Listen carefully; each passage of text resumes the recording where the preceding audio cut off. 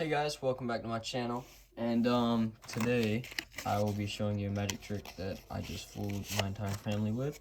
It's very cool. You can use it in audiences, you can use it pretty much anywhere really. Just as long as you do it correctly, then you can do it basically to anyone. So with me I'll take out these cards right here and throw them to the side. And we're only gonna use this for it, okay? So right, nothing in it. Okay. And I don't know if you can tell yet, because I haven't showed you, but all these cards, there's no fashion order. They're just mixed up, and I'll even shuffle them right now, just for your beliefs. So I'll take them, and I'll shuffle them. Okay. So you ask your spectator, you say, okay, say stop whenever you like. They say stop right about now, and you place this card, and the spectator will only see. So it's a 6 of hearts. Now what you do is, as they're looking at the card, you just don't do anything. So so you say stop wherever you like. So they're going. Let's say they say stop here. Say okay, now go ahead and place your card there. So let's say that they place their card there, and we completely place this entire deck down on top of that, and now it's fully mixed in between all these cards. You say, okay, I'll give the deck a couple cuts. Let's say we cut it there, there, and there, and there. Let's just say that, right? And now let's say that we shuffle the deck right in front of them. That card was a 6 of hearts. This is a 9 of hearts. You get it right? And say, okay, so we just shuffled in front of them, and then let's shuffle again, right? And now, so these cards are fully mixed up. Now, the key to doing a magic trick is we're only going to worry about the number of cards that we have. We're not going to worry about, the actual number of the cards or the suits. We're just only going to worry about the amount of paper, okay? So, let's just say that we take a random card. Maybe a card from the top, maybe a card from the bottom. It depends on really what your spectator wants. Let's say they take a card from the top. Maybe they might want this card, or maybe they might want, the bottom card. It's all based on how they proceed to see their magic and how they proceed to want to do their magic. So we could take off this top card that I almost just lifted up and actually force that on them. Just say, okay. So we'll take off the 6 of diamonds. It was a 6 of hearts, not a 6 of diamonds. We place down the 6 of diamonds, and we put this card on top. Now, I will shuffle these real quick. Let's just say I shuffle them, okay? And as you're asking your spectator, of course there's going to be some misdirection involved. Of course there's going to be some things involved. And, you're going to be asking them a lot of questions. But, really, the whole point of magic is to not get frustrated. And, yeah, I do like to play with these cards sometimes. And, I do like to look at it. There's a 7 of hearts. We were getting really close to this card, man. So, look, I'll even shuffle the deck again. Okay? Now, as I'm asking the spectator what their card is, what I'm actually doing is I'm flipping over this bottom card. Anything you can do to make their, attention go somewhere else. And if you're wondering, yes, the 6 of hearts is there, and I'll show you how to do all of that in a minute. So if you're wondering, that is their card. I just controlled it, and I'll show you how to do it. And as you ask them a bunch of questions, you do that to that card, and you say, okay, look, I'll give the deck a cut.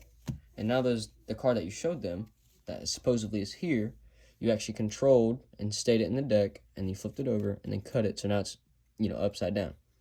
And you say, wouldn't it be cool if I can make the card that I just showed you switch from there to here and make your card go from any of these cards to there? Yeah. Now, wouldn't it be even cool if I can make the 6 of diamonds that I just showed you placed down, upside down in the deck? They say, well, yeah. Well, you just did it. Here's a 6 of diamonds. Here's a 6 of hearts.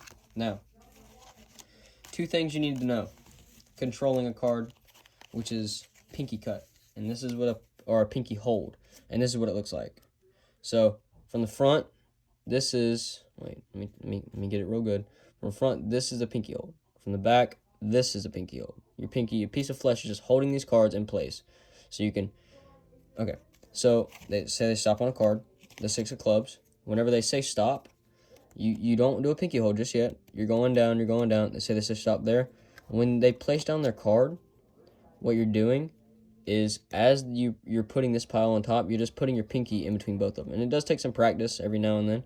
But when you get that, Afterwards, you say, okay, I'll cut the deck, and you cut really small pieces off this top proportion. So like that. And you say, all right, I'll cut some there, there, and there. Now for this one, whenever you go to shuffle, all you're doing, so basically you just control their card at the top. Now all you're doing is gripping this card that's on top of their card, like this.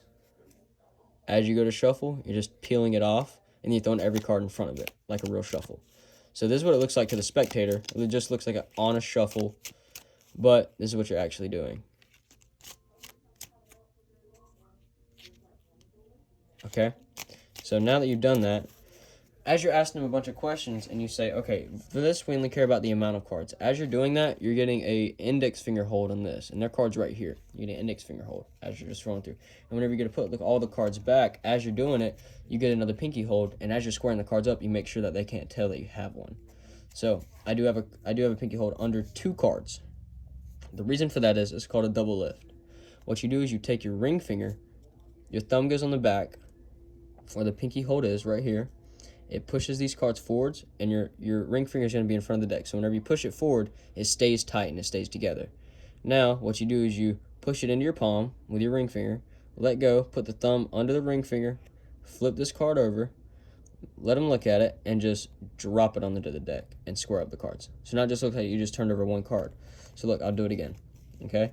This is what it'll look like real time. It does take some practice. Okay? So look, check it out. We'll look at the top card. The top card is a 7 of spades. I know you just seen that. I did too. That's why you need to get a fresh deck to be able to get it perfect. And so yeah, this is the one that I do. So I just turn it over, and then I just place it down. And then after that, I just say, okay, we'll take that card, we'll place that card down.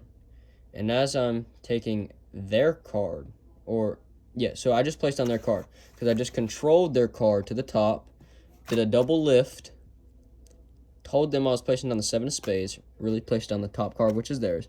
Now I'm going to control the 7 of spades to the bottom. And how you do that is this. Peel off the first card and throw every other card behind it now.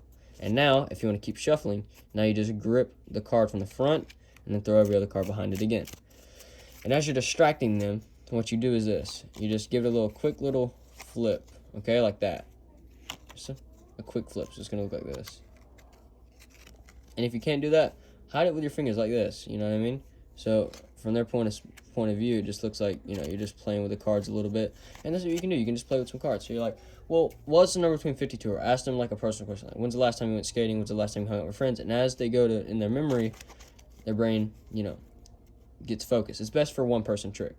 The brain gets unfocused completely. And now you cut the deck and you put the card. You did the double lift that you did. You showed them the card that you just controlled to the top, and you controlled it to the bottom, and then you turned it over and cut the deck in half, so now it's upside down, and then you placed on their card, which they thought it was the card that you have now in the middle. So basically the trick is, they look at a card, you control the card at the top, you do a double lift, show them the card, place down the card that they think they saw, then put this over it, and then control the card to the bottom, and then if you want to keep shuffling, keep it at the bottom, and then ask them a personal question, distract them, it's called misdirection, turn it over, cut the deck, and now you have the trick that's been revealed today. Thank you for watching. Please like and subscribe and share.